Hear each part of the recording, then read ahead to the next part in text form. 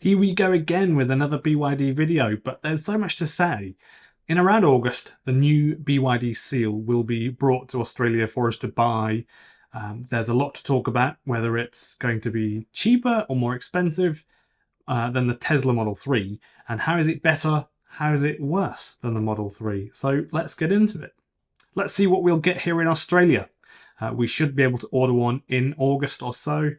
So subscribe and keep watching for updates on the release. Deliveries are expected to be before the end of this year if you order in August. Probably a good thing to do if you want to make sure that you will get the $6,000 Queensland rebate before the $45 million runs out. There's about 7,000 to 8,000 vehicles worth of rebates. EV Direct, the local distributor for BYD cars in Australia, has moved the launch of the Seal forward to August in 2023. So just 6, 7 or 8 weeks time from now, by 2 months, because of the demand for EVs being so high at the minute.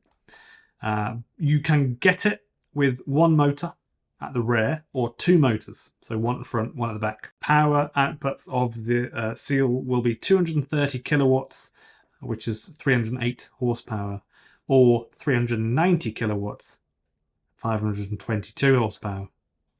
Really, really quick. Either it doesn't matter which you get, it's going to be a nice, quick car.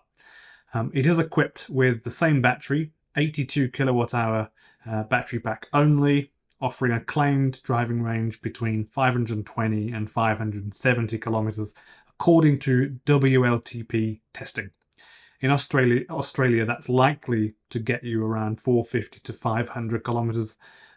Say, for example, on the motorway, if you go 100 kilometers per hour or 90 to 100 kilometers per hour, you might get a little bit more than 500. You actually might get 520, 550. There are a few variables, as you all know, but basically 500 kilometers, give or take.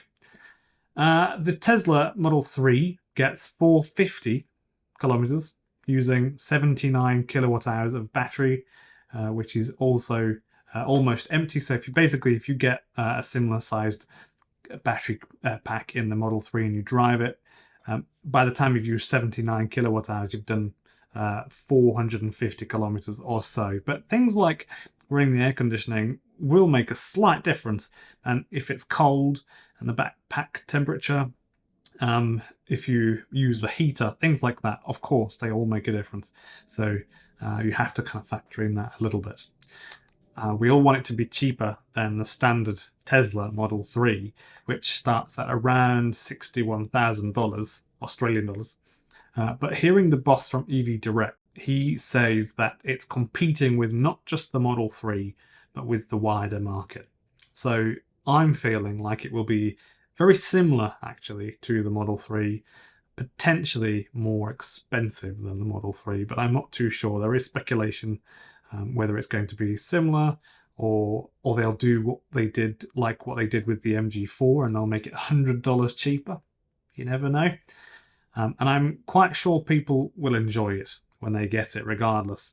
And there needs to be more options for people to buy EVs.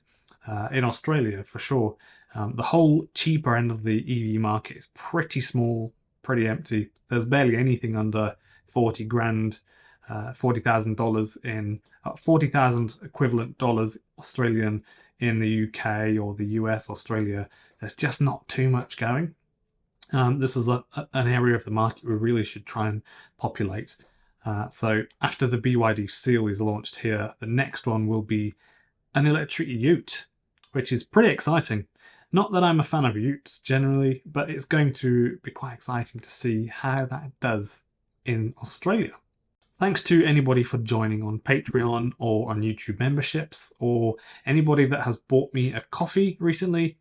Links to these are in the description below. Thank you very, very much. As I mentioned earlier, this allows me to keep on creating these videos, which involves investing a tremendous amount of time in thorough research, and my goal is to provide you with accurate information that you may not find readily available in the mainstream media. The easiest way to help, if you're a bit skint though, is to just press the like button, and this shows YouTube that people like the video.